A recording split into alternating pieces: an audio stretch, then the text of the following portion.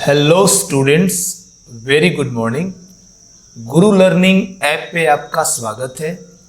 और स्टूडेंट्स, मैं बीके सिंह आप सभी 12th क्लास के विद्यार्थियों के लिए एग्ज़ाम प्रैक्टिस की ये क्लास स्टार्ट कर रहा हूँ अपने इस एप्लीकेशन और यूट्यूब चैनल दोनों पर। स्टूडेंट्स, एग्ज़ाम प्रैक्टिस क्लास में हम सभी 12th बोर्ड एग्जामिनेशन में जितने भी क्वेश्चंस पूछे जाते हैं हम उन सब की स्टडी करेंगे और अपने एग्जामिनेशन के सारे क्वेश्चंस को सॉल्व करेंगे और अंत में सफलता हासिल करेंगे। इस क्लास का मकसद है आपको एग्ज़ाम के लिए पूरी तरह से तैयार करना। और स्टूडेंट, इस क्लास में हम सभी समरी सेक्शन शुरू कर रहे हैं। जितने भी चैप्टर्स हैं उन सब की समरी एक्सप्लेनेशन एग्ज़ाम प्रैक्टिस में होगी और आप इन समरीज को याद करेंगे और याद करके अपने एग्जाम्स में लिखने के लिए खुद को तैयार करेंगे। तो आइए हम इस क्लास में आज समरी की शुरुआत करें। समरी की शुरुआत हम करेंगे sweetest love I do not go से। स्टूडेंट, चैप्टर ऑथर एनालिसिस में आपने sweetest love I do not go और जॉन डॉन के बारे में पढ़ा था। आज की इस क्लास में हम इसकी समरी कवर करेंगे।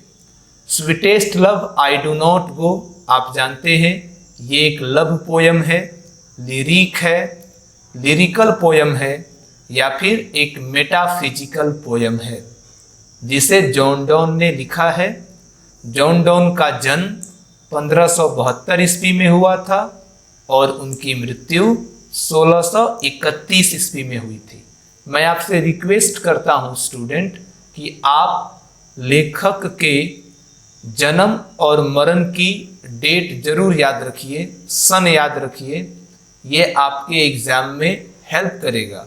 जब भी आप समरी लिखेंगे किसी चैप्टर का और राइटर के नाम के बगल में ब्रैकेट में कोष्ठ में अगर आप उसके जन्म और मरण का साल लिखते हैं तो इससे आपके समरी का वेट बढ़ जाता है। देखिए, हमें जो आंसर लिखने हैं वो हमें अच्छे लगे इसलिए नहीं, जो चेक करने वाला हो उसे अच्छा लगना चाहिए, इस दृष्टि से लिखेंगे क्योंकि नंबर वो देगा, हम नहीं देंगे। तो हमेशा लिखते समय इस बात को ध्यान रखना है कि इसे कोई पढ़ेगा और जब वो पढ़ेगा तो उसे जचना चाहिए ताकि वो मुझे नंबर दे। तो स्टूडेंट, इसकी समरी देखते हैं। Sweetest love I do not go is a very beautiful love poem, यानी कि sweetest love I do not go एक बहुत ही खूबसूरत प्यार की कविता है, composed by the pioneer of metaphysical poetry John Donne, जिसे मेटाफिजिकल पोएट्री के पायोनियर कहे जाने वाले जॉन डॉन ने लिखा है। जॉन डॉन को मेटाफिजिकल पोएट्री का पायोनियर कहते हैं, अगुआ कहते हैं, मार्ग प्रशस्त करता कहते हैं। इन दिस लव पोयम, इस प्रेम की कविता में द पोएट पोर्ट्रेज, कवि दर्शाता है the power of true love, सच्चे प्यार की शक्ति को। सच्चे प्यार में कितनी ताकत होती है, कितनी शक्ति होती है, ये कवि दर्शाता है इस पोयम में। हियर द पोएट डिस्क्राइब्स, यहाँ कवि वर्णन करता है, बखान करता है द फीलिंग, भावना का, ऑफ ए लवर, एक प्रेमी की भावना का, फॉर हिज बिलॉव्ड, अपनी प्रेमिका के लिए। बिलॉव्ड मीन्स प्रेमिका। तो इस कविता में कवि एक प्रेमी की कैसी भावना होती है अपनी प्रेमिका के लिए उसका वर्णन करता है। ही शोज, वो दिखाता है, हिज डेडिकेशन, अपने समर्पण को एंड डिवोशन और अपने त्याग को, अपनी भक्ति को टुवर्ड्स हिज बेलव्ड, अपनी प्रेमिका के प्रति, यानी प्रेमिका के प्रति वो कितना समर्पित है, क्या क्या वो त्याग कर रहा है, इन चीज़ों को वो दर्शाता है। द पोएट टेल्स, कवि कहता है, हिज बेलव्ड, अपनी प्रेमिका से कवि कहता है, दैट कि he is not running away, वो जा रहा है, इसलिए वो नहीं जा रहा है, थिंकिंग, ये सोचकर वो नहीं जा रहा है कि ही इज फेड अप, वो उब चुका है, विथ हर, उससे, यानी अपनी प्रेमिका से वो उब चुका है, इस सोच से वो नहीं जा रहा, और या फिर ही इज एक्सपेक्टिंग, या फिर वो उम्मीद कर रहा है अ बेटर लव, और भी अच्छा प्यार, जिसे आपकी पोयम में फीटर लव कहा गया है, इसका। यानी कवि कहता है अपनी प्रेमिका से कि अगर वो जा रहा है तो ये सोच के नहीं जा रहा कि वो उसके साथ रह के उब चुका है, और ना ही वो उम्मीद कर रहा है और बेहतर प्यार की। ही इज गोइंग, वो जा रहा है, बिकॉज, क्योंकि, ही हैज अ डिजायर, उसकी इच्छा है, टू डाई, मरने की, in the state of bliss, परमानंद की अवस्था में, यानी वो मरना भी चाहता है तो आनंद के साथ मरना चाहता है, खुशी के साथ मरना चाहता है, घुट घुट के मरना वो नहीं चाहता। इसलिए उसका मन है कि मरने से पहले वो तमाम तरह के आनंद की अनुभूति कर ले, अपनी जिंदगी को जी ले।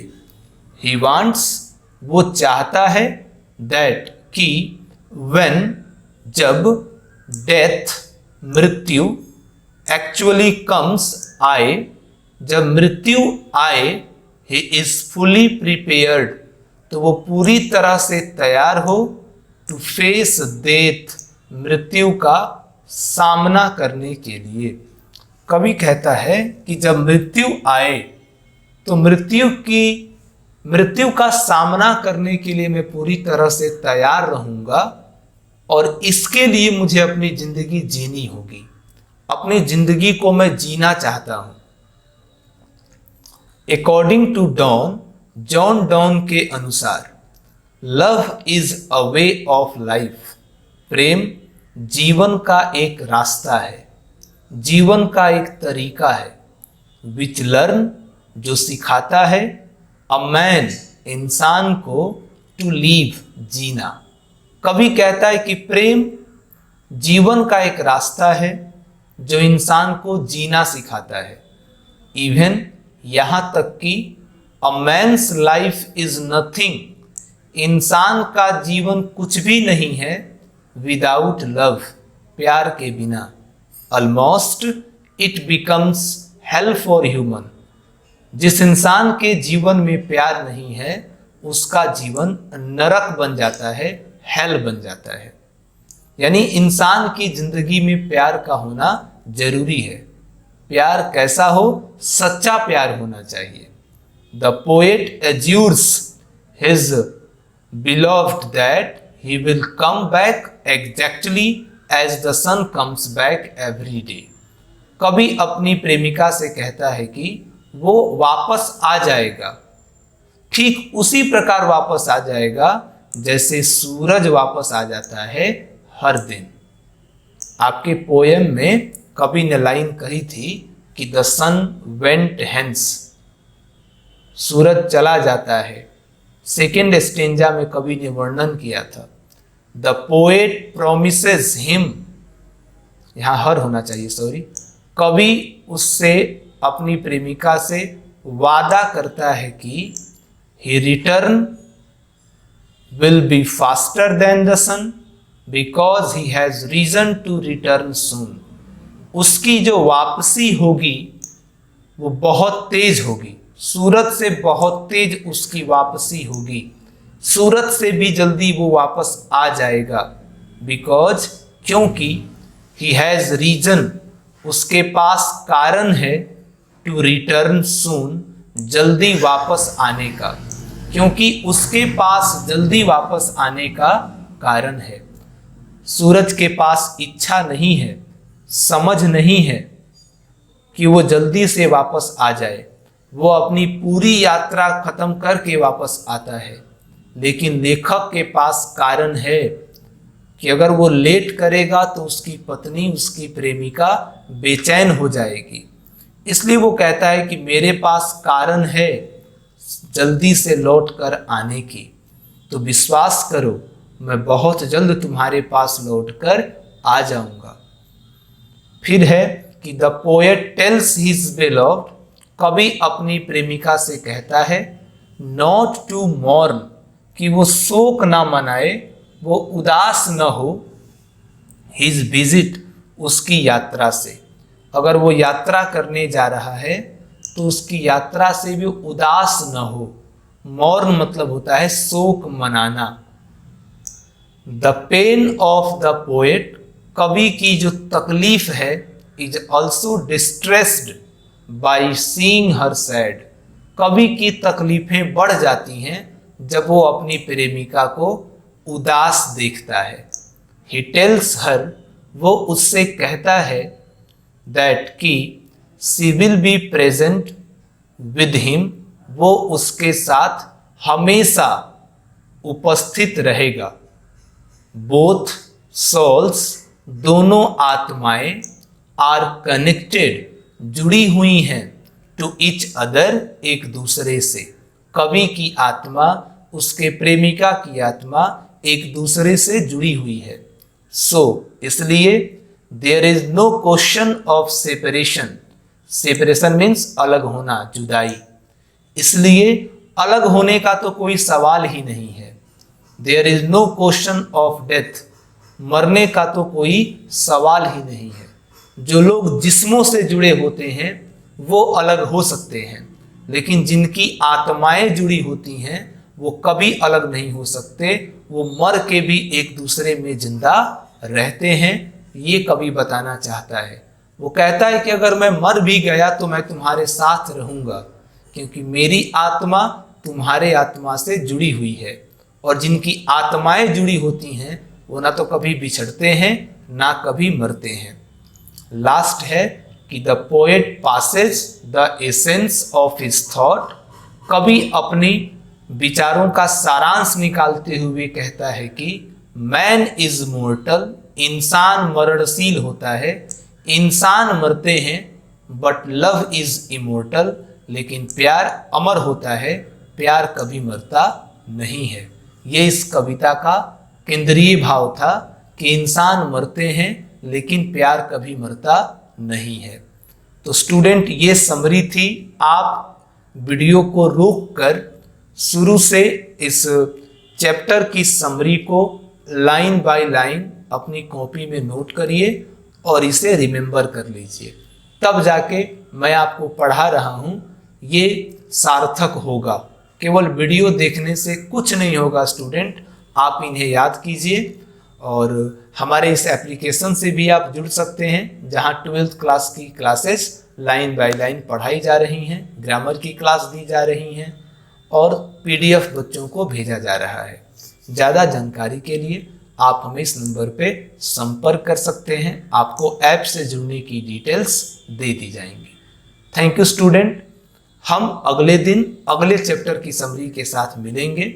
ऐसे ही सारे चैप्टर की समरी मैं आप तक पहुंचाता रहूंगा। जय हिंद स्टूडेंट।